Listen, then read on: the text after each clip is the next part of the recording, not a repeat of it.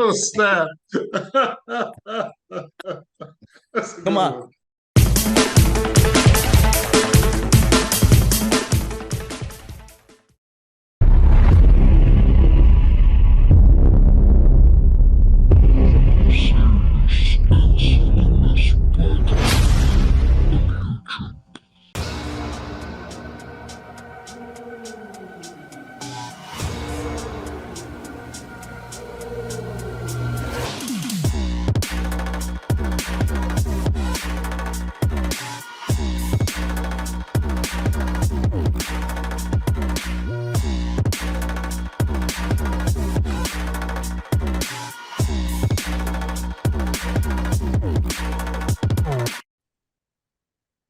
All right, we got a special muscle talk. We got the legend Jason Ons, the Olympian Phil Clahar, and a special guest, IFBBPro Dorian Haywood. What's up, fellas? What up? Hey. Thanks for having us. Oh man. So I've been trying to I gotta talk a little low. My wife is in the next room, but I've been trying. Are you trying to stay at the strip joints? Is that what you're trying to do? You're trying to masturbate without her. No, she knows she knows I crank them out. If the door's closed, I'm either doing a podcast or cranking one out. That's really it, you know. She knows better. The strip clubs I go to by myself. I literally walk in like a degenerate, and I have a beer. No, you don't. And I swear to God. And I got a beer, right? And I go there after like maybe about 6 or 7 o'clock. And I don't stay there past 10 or 11, because once you're there past 10 or 11, then all the riffraff starts coming in, right? Yeah. But it's literally just the music, the naked girls, me drinking a beer, and it's just like a release. Like I just forget about everything, and I'm like, okay, and I'm good. And I don't get lap dances by all the girls. I tip everybody because I know that they're working. I know that they're there to work, right? So I make sure they're all tipped. So this one time, this girl walks over, and I'm just drinking my beer and hanging out, and she's like, "Do you want to dance?" And I said, "No, I'm good. Listen, don't waste your time on me. I'm not going to get a lap dance." And I said, "I know you're working. Go ahead and go make your money." And she goes, "I'm not here just to work. I'm here to have a good time, just like you." And I'm like, in my head, I'm going, "Really? You do this for free? Holy shit! You got no scruples." Holy shit. But yeah, and then I maybe about once a month I do that, and I just like by myself and nobody bothers me, and that's it. I end up in the hospital. I do that. Nah, why? Because your wife will beat the hell out of you? Hell yeah, bro. Yeah. But Dorian, where you from? I've been in Denver, Colorado here for the past 13 years. Damn, where did you grow up? Indiana. I'm from all over, man. I was born in Texas, moved to Kentucky, Tennessee, Kentucky, Florida. Damn. Indiana, back to Florida. I got my doctorate in Florida. Military baby? No, my dad, he kind of like built up golf courses, and once the golf course was built, we'd move on. Wow, you got money, son. You come from money. No, I wish. Middle class at best. So what do you have your PhD in? I got my doctorate. It's a DC. Doctor of chiropractic. You're a chiropractor. Ah, okay. All right, cool. Here's something. There's no standardized test to be a chiropractor, and you need a C average to go into chiropractic school. C for chiropractor. Yeah. I just shit all over you. On your show.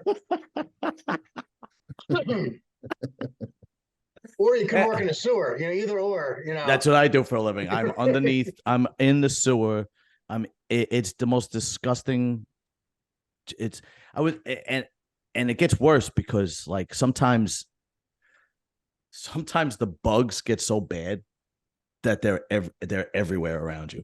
I was in the locker room and I was on the toilet in the locker room, and this roach just comes in. I'm like, son of a bitch, I can't even take a shit in peace. I can't. I don't know how you do it, bro. I hope you're getting paid a shit ton of money. No, it's New York City's like biggest secret. So it's probably New York City's best paid city job. Right. And because one, you need a trade under your belt. So I was an electrician beforehand so you need 3 years of a trade because you have to be handy. Things break. That's the whole reason you're down there is things break and you got to fix them. Right. you need a CDL, and the city only needs about 800 sewer workers, give or take, where you need 5,000 cops and 5,000 firemen, right? Yeah. So it's because of the trade, and you got to have a CDL and so on and so forth. They're probably the best paying city job, but you got to be able to deal with being an ankle full of human feces, Good. rats, dead rats, roaches, a lot of rats, and a surprising amount of corn people eat. Apparently, I did not know. He's giving us too much detail. All right. So Dorian, a DC and chiropractor is up here compared to Oh yeah. compared to that shit. I know. Anyway, So you're a king, Dorian. yeah, you ain't kidding. So how do you practice, and then you have your own practice, and you're also a pro bodybuilder at the same time? Well, I used to practice a lot more when I first got out of school. I really kind of put chiropractic on the back burner. It's a pretty stressful profession, especially if you're dealing with a lot of patients who really don't give a shit about their health. It's hard to motivate people, kind of like bodybuilding. Unless you got that drive to like take care of yourself, you're not going to be successful at it. Right. So I kind of lost some faith and lost my heart for practicing a little bit. So I've been training people more, doing online training, doing in-person training, a few other things. Coaching too, right? Yeah, doing a lot of coaching. Just being a professional bodybuilder and kind of living all around that life. Yeah. Funner. It's less stressful. So I'm just rolling with it. What shows did you do this year? Because I know you did a couple of shows, because I did follow you, but I'm not 100%. It was later in the year, right? Immaculate 9th place finishes. Really? I did a show out in Spain, and I also did the Legion show in Reno. I figured they were later on. You did the one in Reno, and you got 9th place. I have to go back and look. Who won? Look at the side by sides of me and Charles. Oh, I'm just saying. Oh yeah. Well, I mean, Charles Griffin, you talking about? I was happy with how I looked. I just wasn't happy with my placements. Yeah, I mean, listen, what are you gonna do? I mean, the best I ever did was the Brooklyn Grand Prix in the NPC. So I wouldn't, I wish you had your problem. Yeah. Oh yeah. Oh yeah. And he qualified for that by getting Mr. Sewer NYC 2 weeks prior. He won the sewer competition. No, it was Mr. Staten Island. Oh god. Same title, right? Yeah, tell me about it. Anyway, what I was trying to say was, before my wife got home, I was trying to book her Christmas vacation. I'm trying to book a trip to the Dominican Republic. That the all-inclusive jobs.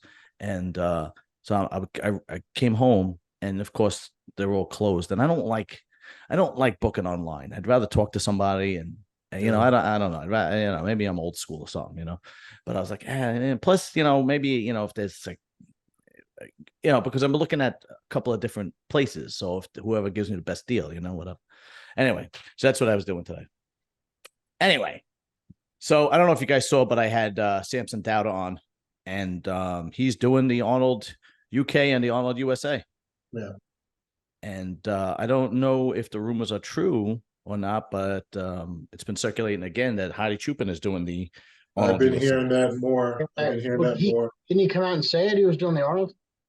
He didn't officially. No, he didn't, but there's more pictures being shown of him, and he's in striking distance and shape-wise. So he's getting ready for something, and it only makes sense. It will be one of those 2 shows because of the money. Yeah, right. Well, that would make sense, right? Yeah. Plus, that would be a great matchup to see Dowda and him, because Samson. I don't know. What do you guys think? Samson seemed to have gotten better the more he competed. Like by the time he got to Prague, I thought he looked the best that he did out of the Olympia, Romania, and Prague. I don't know. What do you guys think? His wife actually helped him peak for that show. The show that he actually looked at really good. Really? Yeah, man. He fired Milos. He didn't fire Milos.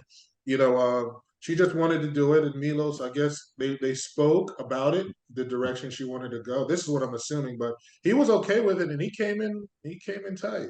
I thought he looked great in Prague. What did you think, Dorian? Did you see him? Yeah, I paid attention to all his shows. I mean, Samson's huge, man. Yeah. The amount of muscle that guy has on his frame is awesome. Yeah. I think his problem is just nailing that conditioning. And I think you're right. I think the more shows he did, the tighter and tighter it got. The tighter he is, the better he is. So it only makes sense to continue competing because he doesn't need any more muscle, right? Yeah. I honestly And think The he'd judge, I be think the better judges 20 told pounds him. lighter. really, Yeah, you he could be think so? lighter. He could be lighter. If you look at his best, you know what I mean? When he's a little bit lighter, he's better. You know what I mean? But Arnold's going to be tough, though. It's not just going to be possibly him. I mean, Bonac is coming back. Big Romney, it started his prep. So we don't know who all is going to show up. I'm not high on Big Ramy anymore. I think the best of Big Ramy is in the past. You know, I mean, I know he took his shirt off yesterday, and everybody was oohing and ahhing, but on stage, yeah, I don't know. Once age and that catches up to you, and now you're doing like stem cell, it sounds like you're grasping at straws to try and put the pieces together. To me, that's just me. Yeah, I mean, it's true, but then again, you know, we have to see. You know what I'm saying? Yeah, I'm not really big to write people off. I'm just not that type of person because I've been written off, and then look what I come back and do. You know, so that's you know, true. I think anything is possible, long as now I do know they frown upon this whole stem cell thing, but come on, man, how many bodybuilders is probably doing it? It's not even saying they're doing it. You know Yeah, what I yeah, mean? you're probably You know what right. I'm Yeah, saying? So exactly. I'm just But interested to see how well he's going to do. Dorian, you're a doctor. What do you think about that whole stem cell shit? Well, there's some validity to it. Only way I've used it is on my scalp to try to grow my hair back. Well, I mean, look, Didn't I know. work. It didn't work. He said it didn't work. You should just do what I do and just shave the Hey, shit. you could go to Turkey. I mean, everybody's going to Turkey. Ian, you know, Homestead, yeah, I yeah. I saw. mean, that's where it's at. It's cheap out there. Really? It Yeah, looks it's real painful. cheap. But Real cheap. what about the cost of going to Turkey? That's a different story. I mean, Well, I hear that's a they're They having put different you up. satellite clinics in Mexico. The Turkish clinics are moving to Mexico. We can just go do They it in put you up in a Mexico. resort. They cover everything. You pay one fee. What is it? It's It's like a rejuvenation weekend, dude. It's like an 8 or 9 hour procedure. My friend just went there with Bumstead and Ian, and you know, had his whole head done. But you're there for a couple of days. They keep you in like some attached resort, and dude, like you're taken care of as long as you know the whole time you're there. It's like I think me and Phil look pretty handsome bald. So I don't know. You should just join the club. Yeah, just fuck it. Yeah, you too, Ons. dude, I'm close to it. I'm fucking close to it. Oh, you That's so why you want to? he wears a hat all the time. I never could tell if he's bald if he has hair. He always had a hat on. Not He's got much. hair. He's got Not much. hair. Not much. You want to know his none of my stories are ever going to be profound, Dorian. I'm not a very interesting person, but they are entertaining, and I'll tell you why. I'm not really bald. I shave my head, and I've been doing it since I don't know, 2007, 2008 or something like that. And here's the reason. I watched this movie called Green Street Hooligans. I don't know if you guys ever watched the movie. All right. And it's an old movie, and it's about soccer hooligans, you know, football hooligans, you know, in the UK, whatever they call them. And it's about, you know, these guys that they're tough guys, and they fight the other fans of the other soccer team and whatnot. And the co-star buzzed his head, and he was like this, you know, had this like tough masculine way about him. And I watched the movie, and I was like, yeah, I'm going to shave my head tomorrow. And I did. And I never, then what happened was I was just buzzing it with a razor. And then I'm like, let me just straight razor it. And then I went to the barber, and I would pay the guy to straight razor it. And I'm like, why am I paying somebody to straight razor? No, So, shave yourself. yeah. So I just shaved myself. So I literally like, I have to shave it every other day. Otherwise it starts coming. That's what I do. That's what I do. So I know it sounds strange, but you know, I don't know. I think I look pretty. The ladies like it. Yes, it's strip club ladies. Yeah. You wear it well. yeah. All right. So what do we think about this? Also, rumors flying around that Nexzilla is going to do the New York Pro. What do you guys think about Nexzilla? I keep my comments to myself. Yeah, I probably feel the same way you do, Phil. But Ons, what do you think about Nexzilla? I think he's an attraction, dude. I think he's you know, he's someone that people would spend money to go see at an event. He's definitely somebody who could sell tickets.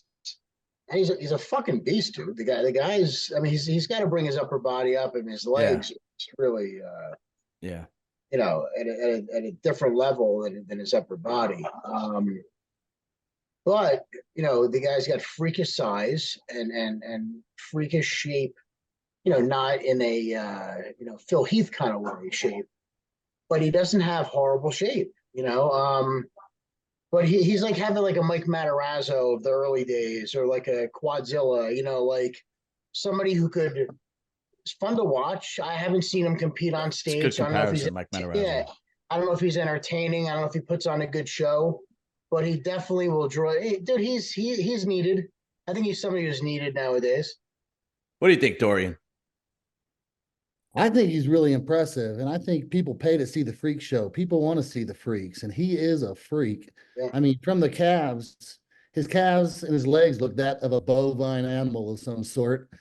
I think his legs need some separation up in the top to his quads. I think his structure has a little bit of an issue. He doesn't seem like he's got that clavicular width to match the density in his lower half. Right. I don't know how he's going to fix that. If he can bring his delts up, maybe. But I think he's got these he's got like a long torso and short extremities, which makes his legs look like that. So I think he's really impressive. And for him to be able to go and get a pro qualifier and turn around and get third place against Crizzo and Sampson the very next day, I think that pretty much speaks for itself. He's a freak show. He's great for the sport. Yeah, I agree 100%. Structurally, though, I think he's going to have a problem. And supposedly he's going against Rafael Brandao, and that's not a guy you want to stand next to when your flaw is your structure. That's for sure.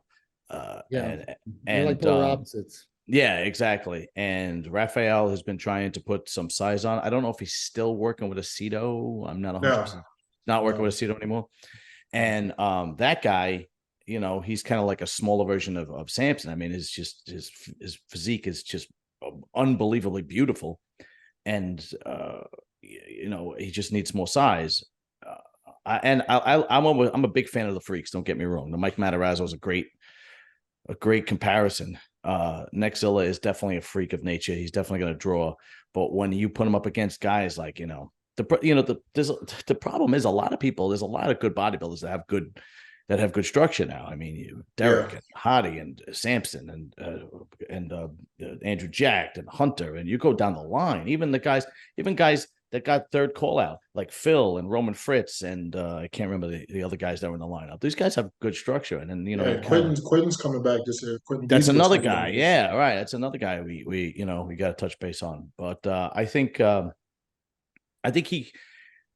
he'll dominate a show as long as he comes in peeled and big and exposes his strengths. Right, and really sells his strengths and tries to hide his weaknesses. But if you got a guy you're going against like Rafael Brandao, you get your hands full. You know, that's my fucking opinion. And your opinion is pretty wise. Yeah. So Dorian, I was in a Chinese restaurant the other day, right?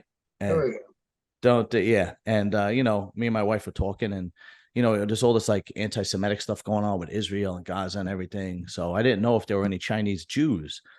So I said to the waiter, I said, let me ask you something. He comes over and I said, are there any Chinese Jews? And he's like, oh, I don't know. I'll find out. And he leaves and he comes back. And I said, what'd you find out? He goes, no, we only have orange juice and apple juice.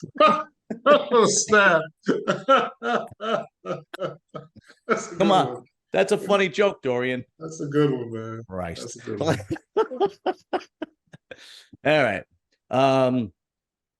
Do you think Sampson could move up in the Olympia next year? You think he could possibly win it, come in second?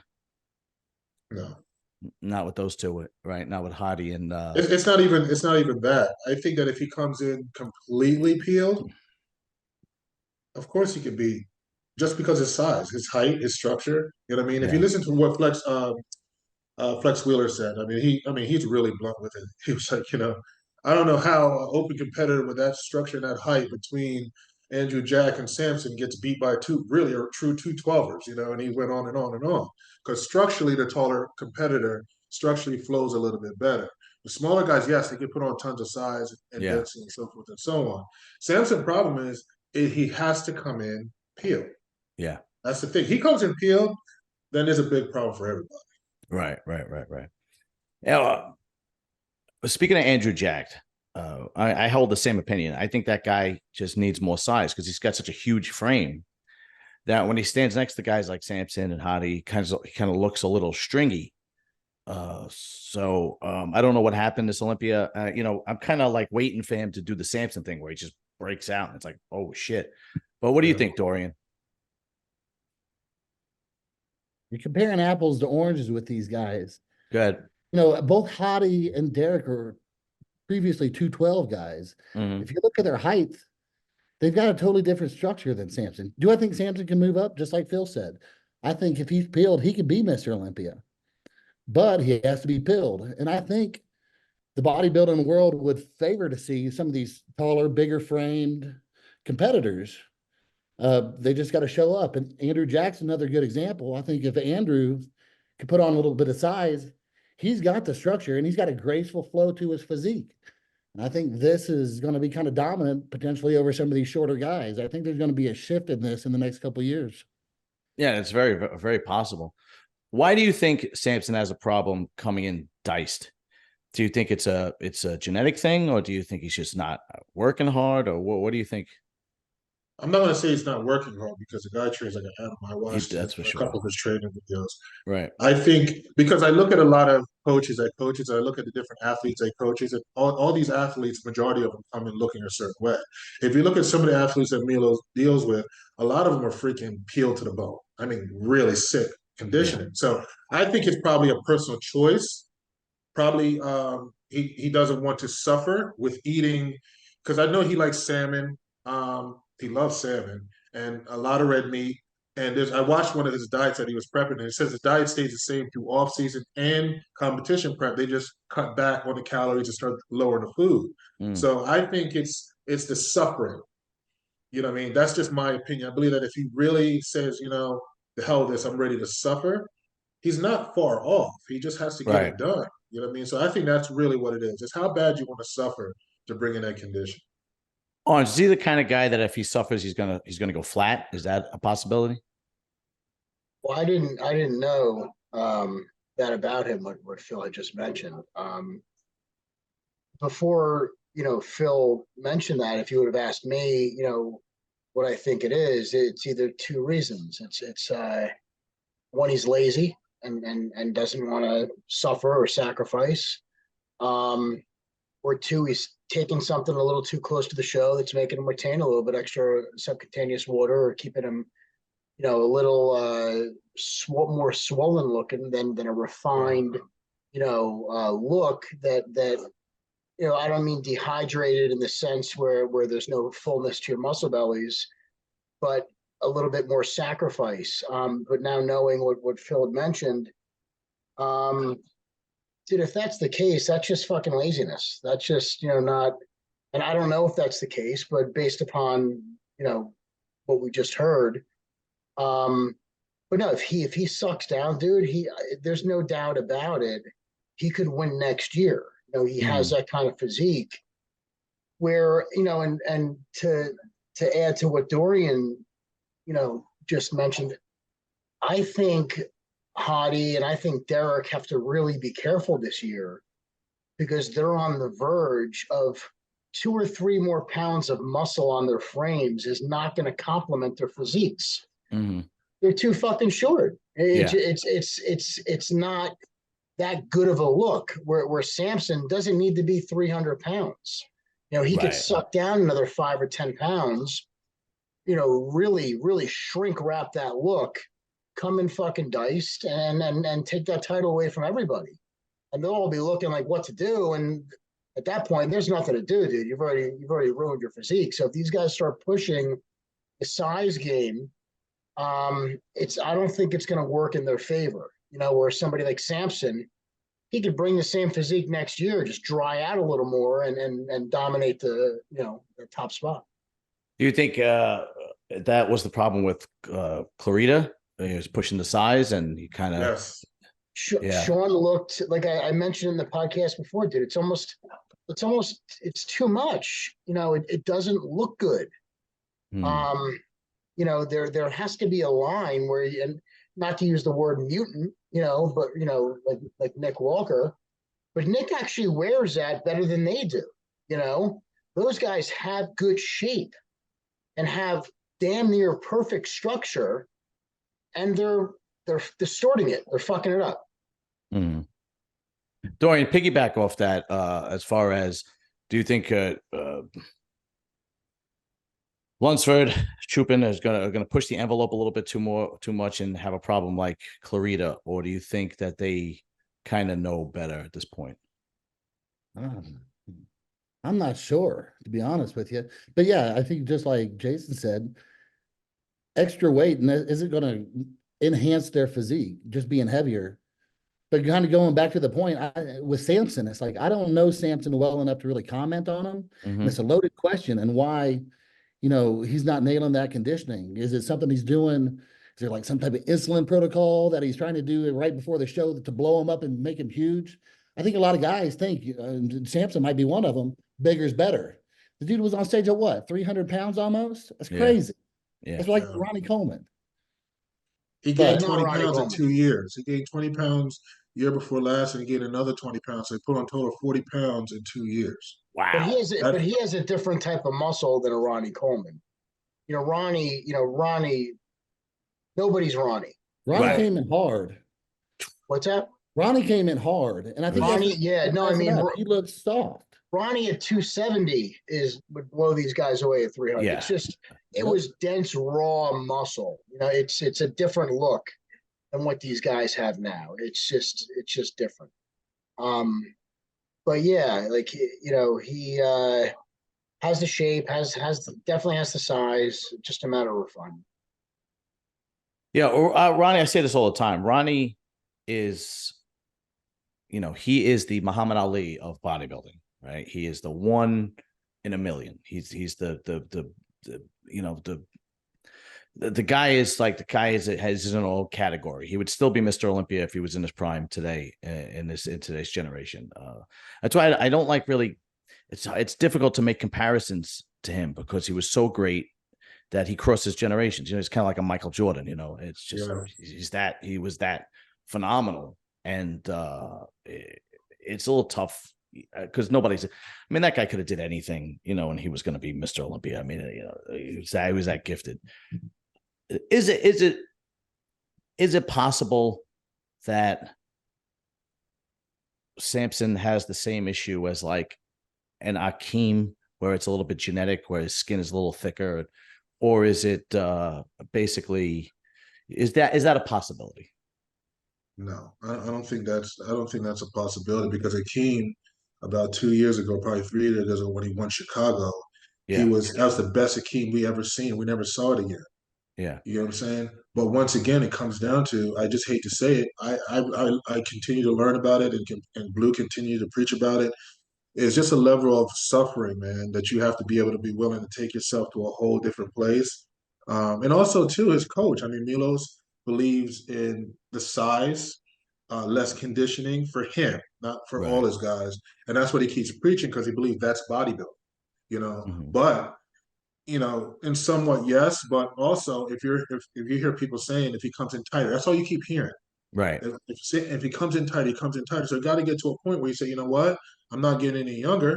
You know what I mean? So this is his time to strike. This new year coming up, 2024, after coming off these 3 wins he just got, you know what I mean? This is a time to strike. So hopefully, you know, we'll see what happens in the Arnold UK and the Arnold Ohio. We'll see what happens. So bodybuilding has a short memory, and you know, we automatically go to Nexzilla and the Olympia. But early on, there was some guys that did some damage, and I want your opinion on how you guys think they're going to do in 2024. And the 3 names that stick out to me, if you guys, you know, can remember anybody else, Ross Flanagan, Beef Stew, and Antonio Burton seemed to have early in the year really impressed everybody, and then kind of well, I think Tonio was impressive at the Olympia, but I think just with all the nonsense between Hardy and Derek, it was kind of overlooked, right? And then everybody's talking about Nexzilla and Horse MD. How do you think that these guys are going to stack up against this new crop of bodybuilders coming up? Because these guys are good. Beef Stew, Antonio Burton, Ross Flanagan. These guys are good. They're no joke. Get Dorian. Man. So once again, I just saw Beef Stew at Nationals last weekend. And he's looking big. He's got good shape all around, and I think he's kind of got his head on his shoulder and he's driven to do well. What happened to Ross at the Olympia? He didn't come for the last round. I don't know what happened. He just decided that he didn't want to continue to stay dehydrated. He wasn't feeling well, and we all saw the setup. I mean, they weren't going to shift us around third. You know, in his mind, and I was on the same page, but I was told by Boston Mass and Phil Heath and also Dexter Jackson told me to finish because I was going to do the same thing. I was like, to stay dehydrated and all that stuff to come into another show where the placing's not going to shift. Plus, he wasn't feeling 100%, so he just made a executive decision just not to come back. I don't know the guy very well. I tried to get him on to interview him after he won. I forgot what show he won. I remember what show. Was it Chicago? California Pro. California. That's right. He won Cali when he looked phenomenal, and I reached out to him right away and for him to come on for an interview. And he didn't ignore me. He he was nice enough to respond. He said, "But I don't." He said, "I don't do interviews. I don't." I was like, "All right, cool." Is he a little temperamental? He's. I'm gonna take those. Yeah. He doesn't. No, listen, seriously. I don't know him 100%, but I did talk to him at the show. He's a very, very nice guy when I spoke to him at the Olympia because he was like, "Come on, we got to show these young guys how to do it." But he's also on that side where he's a little nutty. You know what I'm saying? He got a little nutty side. So I know he's not competing this year though. He is taking off 2024. He did say. Oh, that. really? How old is he? I'm not quite sure. He got to be in his late 30s, I would say. Really? Yeah. Because he looked at Cali, he looked phenomenal. He came in chiseled, and he came out of nowhere. Nobody had him on the radar. Everybody was talking about Tonio, right? That's the one way, yeah. And Tonio's another guy that his physique is so impressive.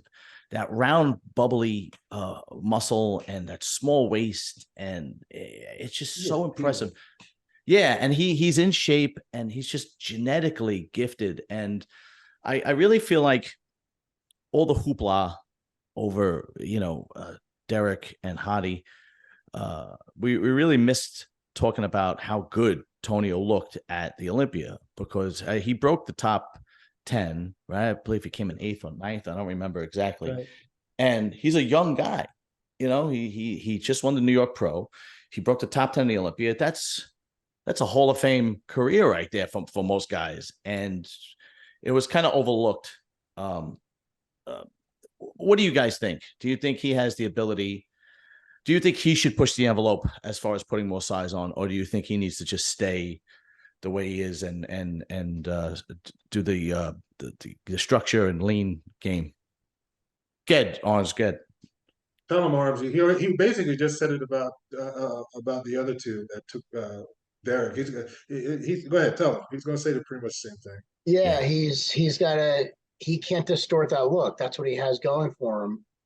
Unfortunately for him, making the top 10 might be the best he has in his future. He could add weight, and that might actually knock him down a few placings because he's got to preserve that quality. He's got to preserve that look.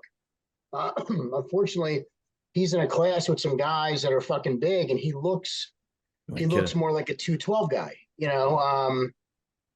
but the great physique, but he's not your top tier, top 6 Olympia competitor, which is fine, dude. It's just, knowing your place, but he could do very well. And he could do well in the Arnold. He could do well in some of these smaller shows and be really competitive, and earn a great living for himself and make a good career out of that. That's how I see it. All right. Dorian, another name, Mike Crizzo. I'm of the opinion that 2024 needs to be his breakout year. He did well at the Arnold. I mean, I'm sorry, at the Arnold, excuse me, at the Olympia. He did come in 10th, right? He came 7th. Oh, he did fantastic at the Olympia.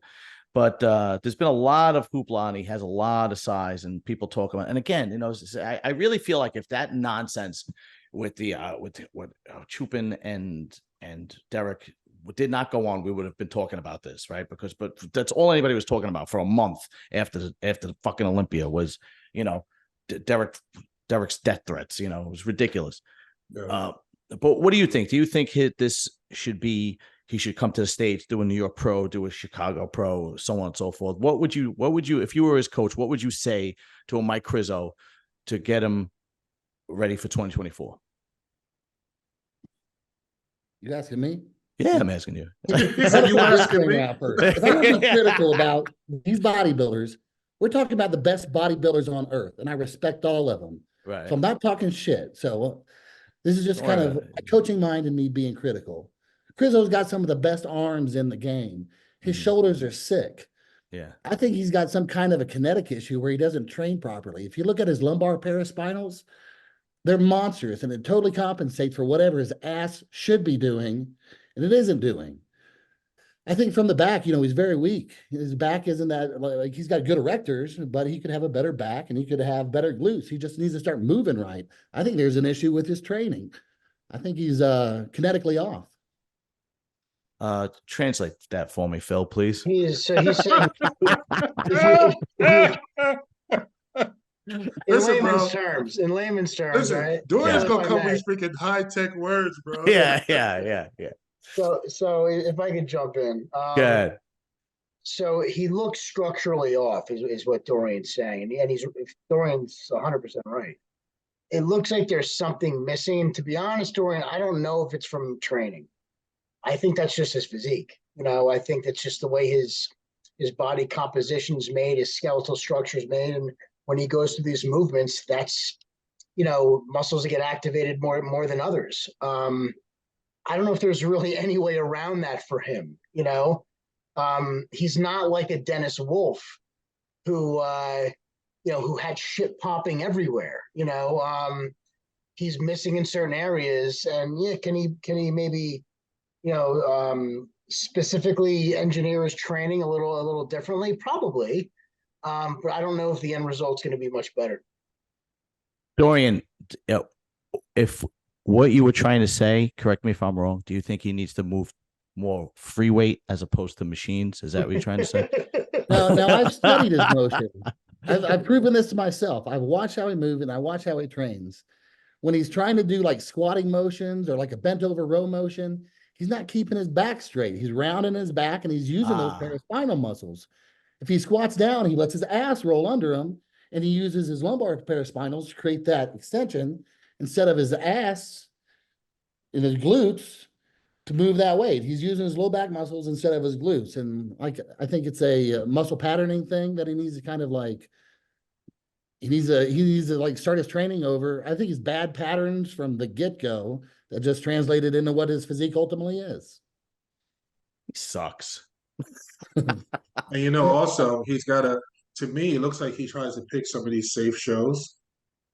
My personal opinion, he needs to jump into these New York. He needs to see how he stacks up in these bigger shows to see where he's going to be. You can't just do these easy shows just to qualify the Olympia, because I don't think your placement is going to change, because now that everybody's coming back, Bonac and everybody's coming back, the placing is going to be a whole lot different in 2024. You know what I'm saying? And don't forget Nick Walker's coming back, Yeah, so he got to stop playing it safe, man. Go up in these big shows. And he can build his glutes. That was one of my weak spots several years ago that was brought to my attention by Tyler, when I did Texas. And I just worked on it. My posterior chain, I worked on it, just develop it, more. No, I fully agree with you, Phil. I think he should do it in New York, Chicago, come to the States.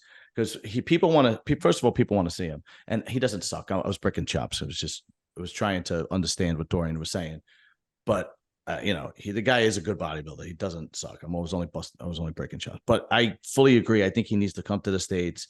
If he gets the invite for the Arnold, he should do it, and he should stand on stage with the best of the best and see how he maybe he could win in New York. Maybe he could win, in Arnold or Chicago. That's or if he like even that. applied for the Arnold. I mean, he That's could right, get in because yeah. I think the Arnold rule is, I think it might just be the UK that's doing it, that you have to win a pro show to be able to go to the one in the UK. Mm-hmm. Yeah, if you don't win a pro show, you can't just get in just because of your name. That was the Right. rules they put out. Now Ohio's different, but I still think if he applies, I don't see him not getting in either one. I don't see him not getting. Yeah, I agree, and because it doesn't seem to be a lot of buzz about who is going to be there, except for Samson, and the rumors floating around about Hadi Chupin. We haven't really. I know it's early. We'll find out Friday. This weekend, the list comes out for them. Oh, does it? Oh, okay, good. Yeah, I haven't been paying attention much to the bodybuilding gossip and drama lately. I think everybody's fallen off because there's like no bodybuilding for the most part. My YouTube views are tanking. It's unbelievable. I don't get it. I even messaged Dave Palumbo. I was like, are your YouTube views tanking? And he goes, welcome to YouTube. I went, son of a bitch. Yeah. But it is what it is. But all right. Can Derek win the Olympia again next year, or is Hadi going to be too much for him? I think he can. It all depends. It all depends who shows up. You know what I mean? I'm not going to sit and say he can't because he just won it. You know what I'm saying? Yeah, right. If he makes any mistakes, try to come in bigger. I don't think he really needs any more size. He improved the back, which is ridiculous right now. So I don't see anything that he needs to, my opinion, just to come in more conditioned in the chest. He needs more of that mature muscle. Yes. Once he gets that, it's going to be difficult to beat him. Yeah, it's going to be difficult. Dorian, I posed this question like after the Olympia, so I want your opinion. Derek Lunsford and Hadi are both trained by Hani, right? And they're both on Evogen, right? Evogen or some shit like that. How difficult is that when you're your direct competitor, and you're on the same team with the same trainer, and you're backstage, and if it were me, I mean, I was never at your guys' level, obviously, but if it were me, I would want to be us against them. I would not want my trainer to be with the direct guy I have to beat, and vice versa. How much of a mental issue is that, or a psychological issue? Because after that, then you saw Hadi storm off stage, and then they did the video the next day, and they weren't even looking at each other, and it's got to be difficult. What do you think, Dorian? Well, Hadi Chopin, Phil's coach, right? Yeah, Hadi Chopin, renowned to be the man, or kind of one of the best bodybuilding coaches in the world. Right. You would expect the best athletes to be with the best coaches. Right. Personally, it wouldn't bother me, but I know that's not the case with everybody. Right. I would just think I'm in good hands. And I think it would fuel me because, I mean, I get to see and work with the guy who's my direct competition. It's like I get the insights to what's going on. So personally, it wouldn't bother me. It would bother the shit out of me. It really would. It would bother the shit out of me. I would have fired Hani and called up Aceto or somebody, or George Farah or somebody, and said, "No, we got to beat these guys." But he's right though. The motivation, because you got to look at it. Milos was coaching Regan, and he was coaching Samson, right? So last year, year before last, Milos used to constantly push Regan. Nothing about Samson until Samson broke the mold. It was always Regan. So I would sit back with Patty, and I was like, man, if that was me, how does Samson sit and deal with that? Right. I mean, pushing Regan and training with Regan and just constantly promoting Regan, right? But he's right. It fueled Samson's ass because Samson now, he's the man, right? Yeah, so that's now the it's truth. all about Samson. So I think, it will definitely fuel the other person to want to be better and also challenge to beat the other person. The only thing you got to play in your mind games, which your mind do play with you when you're dieting, is like, I mean, is he giving him a secret that he's not giving me? Right. Like my mind will start playing with me like that. Oh, hell That's the only thing, Because I always go back to Phil and Hani and Kai and Farah. And I was like, it was us against them. That was it. They were 1 and 2, and it was battle, and it was us against them. And that if I was in that position, that would work for me. I couldn't, I wouldn't be able to like go to the Super Bowl and have both teams coached by the same coach. Yeah. Do you know what I mean? I don't know, Arns. What do you think? That's different. You can't compare the two. No, because Why? Because when you're at the Super Bowl, dude, that's a chess game, dude. They're playing play by play and giving advice. You know, when you get to the Olympia, everything, the coach's job is done. There's nothing. You know, you have this deep-seated insecurity that you carry along. It's not true. I'm very secure. Very, very secure. Well, no, you feel threatened because if a coach, and I get it. I'm very secure. I have gay friends. Okay. What the hell they got to do? They've been to my house and everything. No, but I think Dorian's right, dude. We've talked about this before. Yeah, I feel the same way. No, dude, you're there. You're against yourself. You know, obviously, if you think your coach is giving him some insight that he's not giving you, dude, that's just fucking ridiculous. You know, come on. He wants both you guys to do well.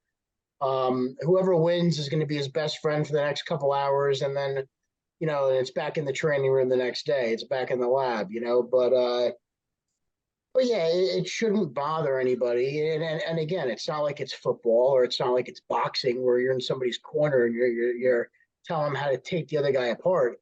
It's not up to him. It's up to the judges, you know. So, you know, as long as you're in good shape, dude, then your coach did his job, and you should feel confident when you get on stage. But isn't it the job of the coach to be your cheerleader at that point? You know, no, he don't get involved. Hani stays out of it. Yeah, he's not even backstage with either one of them. Really? And that's what I respect. Yeah, he's not backstage. Yeah, you're used to these local shows where you got somebody in the audience cheering you on, telling you to hit your back poses, make sure your glutes are in. Dude, these guys are the best in the world. If they don't have a fucking pose on stage, then that's on them. You know, they should know how to fine tune their last minute prep and then fucking hit the nail on the head when they're on stage, dude. That's what being a pro is all about. It's very difficult for me to comprehend being a competitive athlete and not having that, you know, competitive drive backstage with the number 2 guys right next to you, and you have the same coach. I mean, again, I've never been on your guys' level. I'm just speaking, you know, from the heart. It would be very difficult for me to believe that isn't a problem. Dorian, I don't think it is with Hani, because I was backstage. They were separated. They weren't really around each other. You know what I mean? Like I said, Hani didn't come back at all one time. I did not physically hear him scream out any poses for either one of them to squeeze hard. He completely washes his hands while they're competing, which I've seen some coaches back there with the one competitor and come over to the other one. And then when you see that, which I've been on the same team, I mean, me and Max had George when I did the Orlando. You know what I mean? And there was some confrontation with that. Max thought George was favoring me because there was a big issue when we went to the check-ins. It's not the first time I heard that about George, because Fred Smalls said the same thing about George. But and then in the back, he was with both of us. But honestly, George never favored me more. I set George up in this hotel, and he stayed in the same hotel area we were at. Max could have did that. I offered to set him up in a hotel, so he was there close to me. You know, but George never treated us any differently. But I'm just saying, like, it's different when the coach is back there tending to both of you guys. Yeah, then it could be a little, you know what I mean? It could be because then you'll think he's paying more attention to this one or so forth and so on. So I like how Hani does it. He doesn't get involved at all. He stays clean and stays away from it. Well, I guess you'd have no choice. That would be the best thing to do, right? If you're coaching more than one person backstage, I guess that's what you would have to do. Yeah, and I kind of respect that move as well. If you're, well, did you ever watch Ultimate Fighter, the TV show? Yeah, when it first came out. Yeah. So they still have it, dude. And when guys that are on the same team have to fight off in the semifinals or something, the coach stays out of it. He lets the kids pick their corner men, and he doesn't cheer on anybody from the audience. Really? But that's the thing, is that up until that point, he's trained both of them. His job is done. Now it's up there to implement their game plans and perform. All right. Let's shift topics a little bit. We beat that to a dead horse. I think you guys are full of shit, but that's just my opinion. Dorian and Phil. Phil, this is going to be your last year coming up, right? last year in the Open. I might do the Masters next year, but yeah, this will be my last year in the Open. Yeah. What is your plan to compete in 2024? What are you looking to do again? I mean, I got to go back to Orlando. I won it, That's right? right. Yeah, you got it. That's right. You got it. So That's right. that's the game plan. July 4th of July weekend, I'll be there. I also got 5 amateur athletes competing there as well. Wow, really? Yeah. But yeah, that's our game plan, and we're trying to come in. We're not trying. We're going to come in 2 times better. So because I only want to do one show, so I'm putting everything I have into the Olympics. Yeah. Okay, very cool, man. Dorian, you said you were on, what show did you do? You did the Legion, right? The Legion. How much were you on stage? I was just over 240. How tall are you? 5'10". Damn. All right. What about you? What's your strategy for 2024? I'm kind of keeping it loose. I'm trying to help Gary Udit bring the open class to the IFBBPro and trying to get the appropriate sponsorships for that. I kind of am from Indiana, and that's where I want to go and get my first Olympia qualification. I just saw today that the New York pros up in their prize money. Yes, sir. Yes, yeah. I think that's very tempting, and I think a lot of good guys are going to get in there, and I think I can have a chance to get in there and expose some of those guys. Yeah, that's right. That's right. How much? I think that's just a good time of year for me. I'm really hungry after the last season. I think I brought a different type of physique that was very good, and I didn't get rewarded for it the way I want. So I've had a fire under my ass since. And I'm in striking distance. Give me 4 weeks, I'm ready. How much are they up in the prize money for in New York? Doubling it. Really? Yeah. Yeah, I think first place 20 grand, second place 10 grand. Third, it's about time. Grand. Yeah. All right, good. It's about time they're up. Plus $5,000 ring for the winner. Well, you got to look at it. Dubai just added an Open Pro show, and Dubai is giving away shit ton of money. Yeah, shit ton. So I think now they're going to have to up their game, because Dubai, they don't use their judges. There's no Steve Weinberg. They got their own judges on Dubai. Really? You know what I mean? So there's a super fair shake. I'm just not willing to spend that kind of money. It's going to cost like $7,900 to go first class for me and then Patty. It's very expensive, because AJ called me right away. And it's like, Phil. I was like, no, bro. Yeah. That's some plane ride, man. Was it like 16 hours or something like that? Well, 18, I think. I've been there. 18 hours? Holy shit. Even if you sleep for 12. Yeah, it's brutal. It's fucking day. Yeah, wow. How do you get through that plane ride, Dorian? A lot of Xanax or? When I went, I had my 1-year-old daughter with me, screaming the whole. Holy shit. Oh, man, it's rough. And that was a while ago. She's 14 now. But I've been to Spain twice this year, and luckily I got to go first class from here to Iceland, and that was nice. But I didn't have first class coming back, and I was next to a big old fat lady. Wow. Fuck, dude. Yeah. That she was sitting. You were the fat lady. I always get the aisle, so I can kind of hang out into the aisle. She was pushing me out there even further. The plane must have been tilted between you and the fat lady. That was kind of fucked up. Yeah. You know, Dorian, you're the second person I ever met or interviewed, if you will, from Indiana. The first person, I have another channel called Series of Silliness Outcasts, and the other guy was a former Ku Klux Klans member. Oh shit! That I interviewed from Indiana, and he left after so many years, and they tried killing him several times. He's like close to 70 now. We're talking like in the early 80s. Interesting. Where the fuck do you find these guys? Dude, you know what it is? Why would you even entertain having him on? Like what it's actually what good could that have possibly brought? Well, I'll tell you, if you will listen, you know. Phil, what do you think, dude? Listen, I just honestly, John, I love this guy to the dearest, but he got some side crazy shit going on. Oh yeah. Oh no, I'm fucked. I went to my therapist today, and she's like, "Yeah, you're fucked." Yeah. So it's actually a really interesting story, because he now is a pastor, and I swear to God, he dude, it makes perfect sense.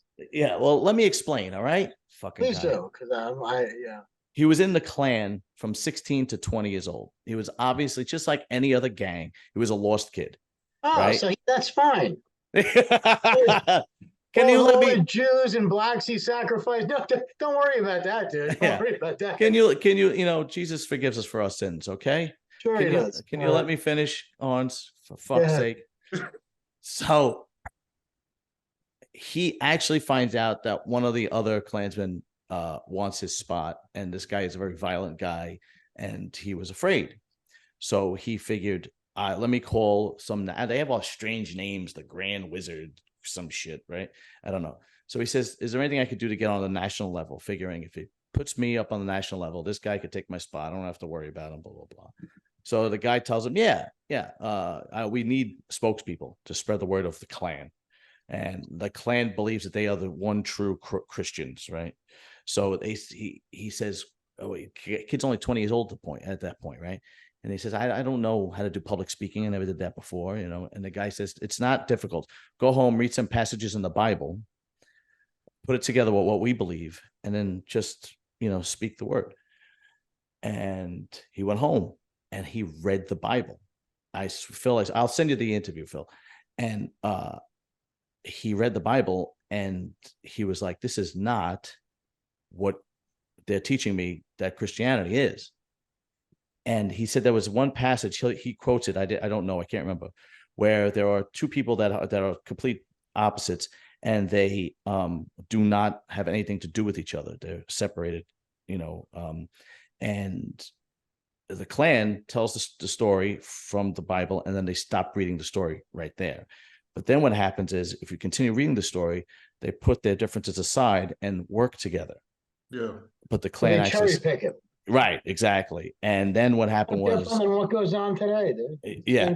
So he, after some time, after reading the Bible, he went back and he told the guy, look, I don't think I want to do this anymore. I think I want out. And it wasn't obviously that easy to leave, but they let him leave. And he went back to college and he got his degree and he has a PhD and I don't remember what. And but what had happened was he was asked to do some public speaking in Indiana, because he never moved. He was still in Indiana. He asked to do some public speaking of his former life, and he agreed to it. And there was a journalist from a newspaper, and they printed the article, and the Klan found out, and they came after him. And they said that they tried to kill him 3 different times. They tried to cut his throat, they tried to bomb his car, and they tried to shoot him. And then, and this was all in a small period of time. And he actually moved to Florida, and he never looked back. But a tremendous story. And he's now a pastor. And it was all because the guy actually told him to read the Bible. And he was like, he completely changed his life. How did they miss? You know what? I don't know. I think the bomb in the car didn't go off. It was like amateur night. What? Did not cut his throat. I think he had people around him when they tried. So the guy got arrested. It was a bot. These are not sophisticated people, Arns. These are like, I don't hold the Klans in high regard. These are not sophisticated people. You're the one having on your show. Yeah, and he, it's a unbelievable story, and I've had what's great. I believe. I mean, I'm a Christian. Me and Patty. We read up on a lot of stories, even with people that's even worse off than this gentleman that completely turned their lives around. Right. So it's heavily possible.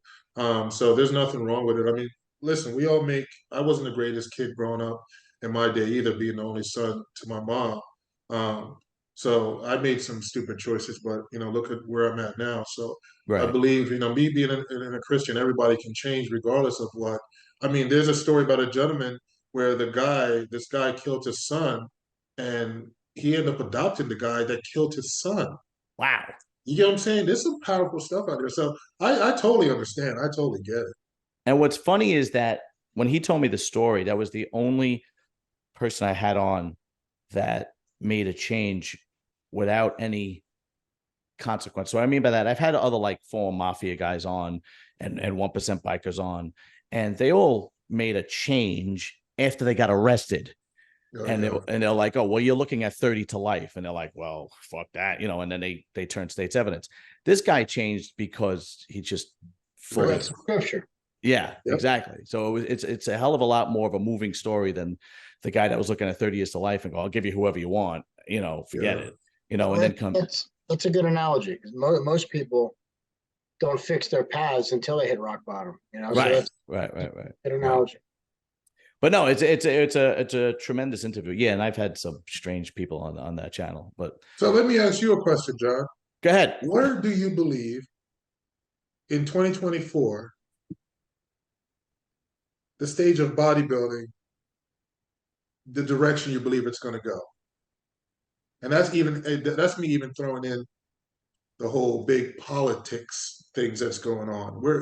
I want everybody's opinion with it, because I had this discussion with Dorian on the phone personally, and what I've seen and what I believe is, I think politics is very heavy in everything, every single thing, every sport. It doesn't matter.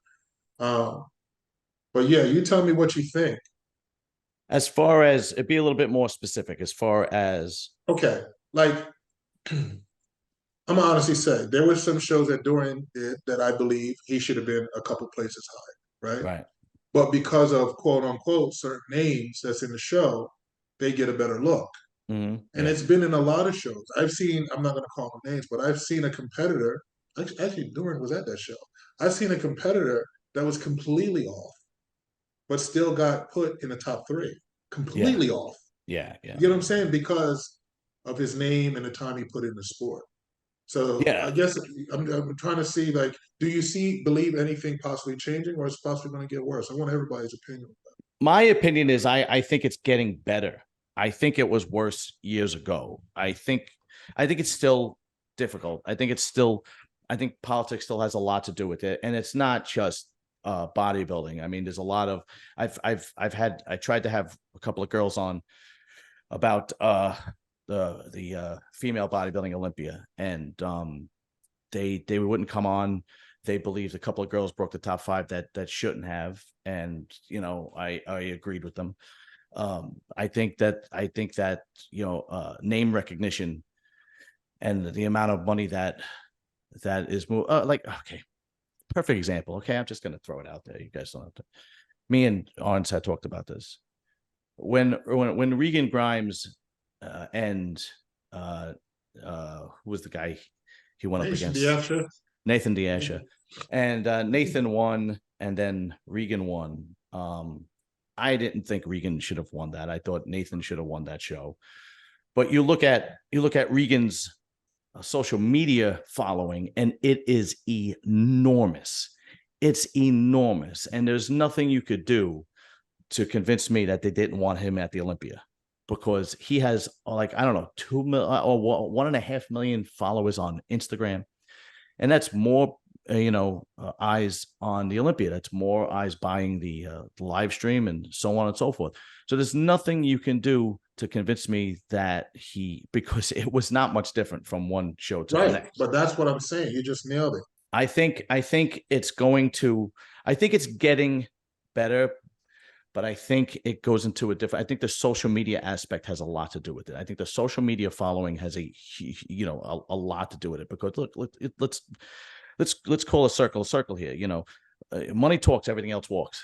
Okay, and they did not have a lot of live stream buys, and I think they were trying like hell, especially when you had the Masters Olympia, because what's his name, Jake Wood, from what I understand, took a bath on that Masters Olympia and lost money. And then, then you have the Olympia, and you're looking to, look, he bought the Olympia because I'm sure he's a bodybuilding fan, but you want to make a profit too, right? So I think the majority of people deserve to be there, but I think you're always going to have that political aspect of it. And I think in today's day and age, it's more social media than anything else. That's my opinion. Go ahead, Dorian. I'm very reluctant to comment on any type of judging. Like shooting yourself in the foot. Lee Priest? Yeah. Great example.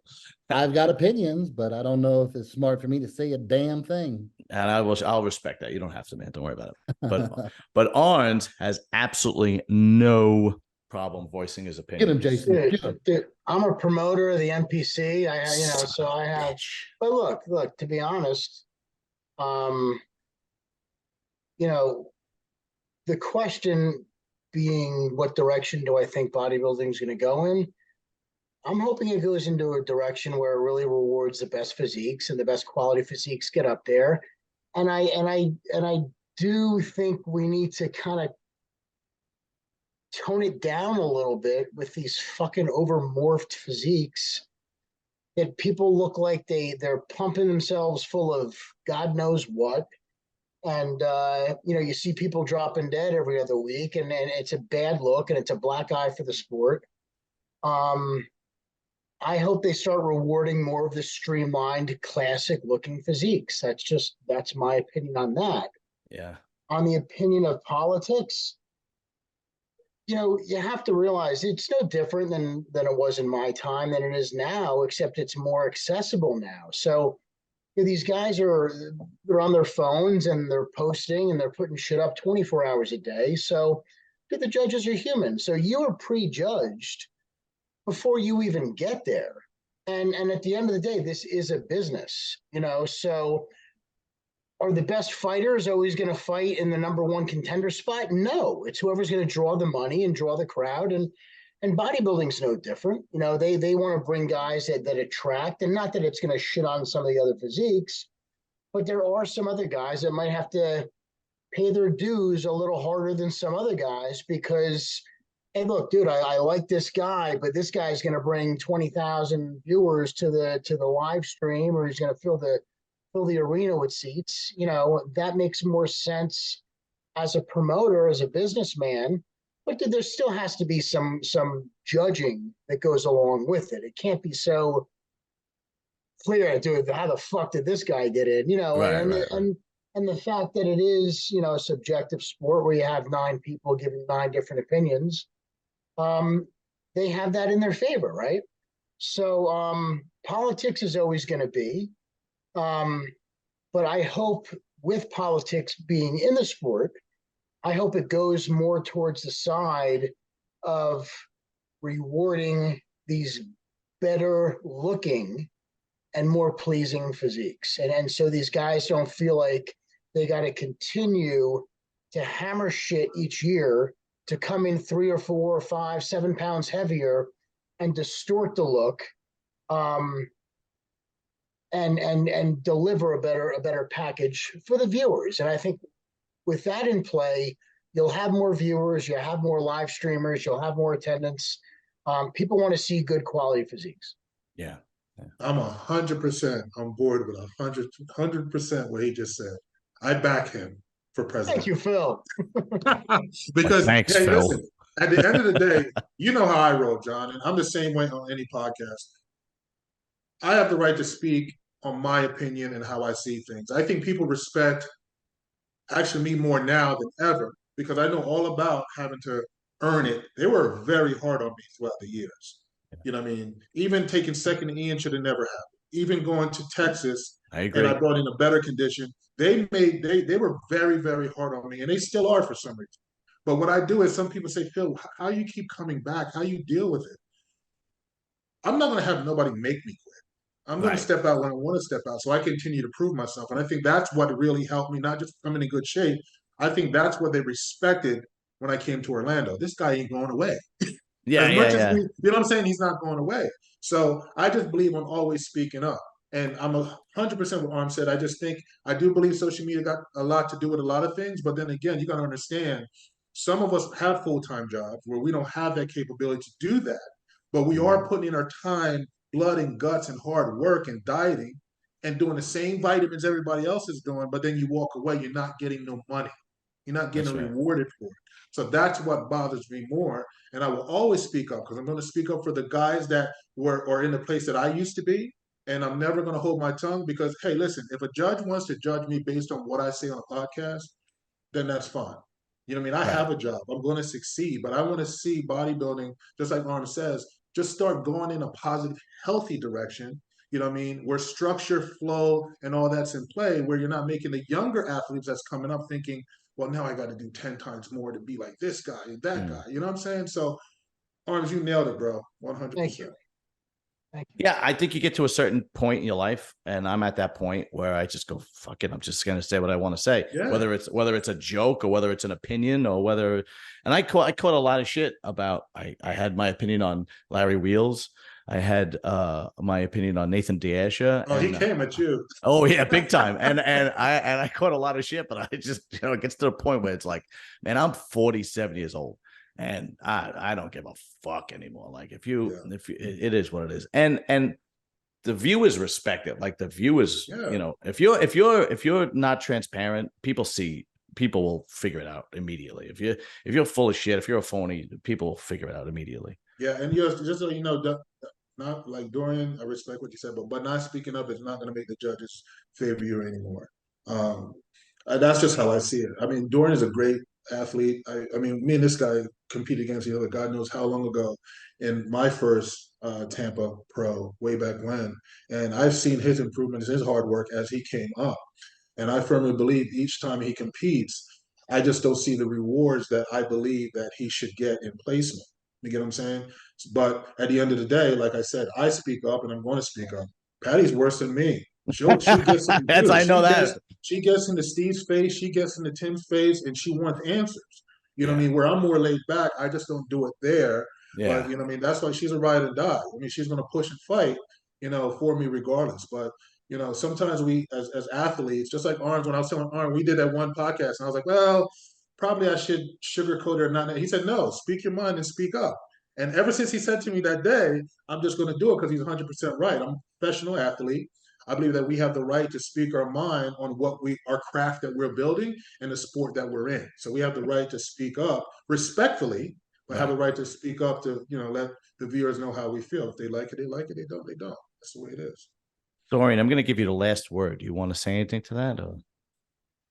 I mean, these guys are right on point, and I do feel like I censor myself more than I should. I've just heard from my coach and other people and some of these stories about criticizing the judging, and I don't want any of these judges to be pissed off at me. I've been kissing their ass.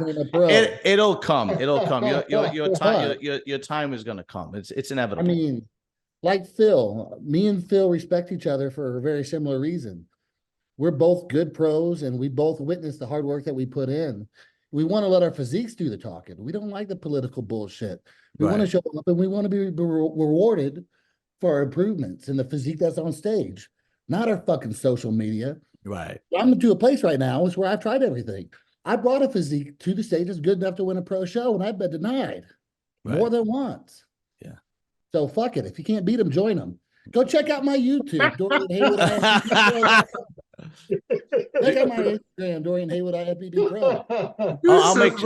You can't beat them, you join them. That's it. That's where I am. Fuck it. Everything else. Do you have a YouTube channel? I just started one. What's season, that was my next. What else do I do? Well, I'll make sure that it's in the Grimes. I'm pulling the baddest fucking YouTube channel there is. That's it. What's the YouTube channel? Dorian Haywood IFBBPro. All right, I'll make sure that it is in the. I'll check it out. I'll subscribe to it, and then I'll make sure that the link is in the description, so everybody else could subscribe to it. You got it, man. Gentlemen, truly appreciate it. You guys coming on each and every time. Phil, you're a blessing. Dorian, thank you very much. Of course, Arns, me and Arns are like this. We're like besties now. Hope everybody has a great Christmas. And we'll do this again. We'll have the same crew back, maybe after the holidays, and it should be pretty fun, because after the holidays, I think the rumblings are going to start up again about bodybuilding and so on and so forth, the Arnold and the New York Pro and blah blah blah and so on and so forth. But gentlemen, thank you very much. All the respect. And listen, guys, I appreciate it. Thank you, Dorian. Arms, obviously, it's great. Appreciate John. You know how we roll, man. Yeah. I love you guys, man, and thank you for the time and the opportunity to speak. And you guys stay safe. Guys, great talking tonight. Thank you. All right. Have a good night, fellas. Later.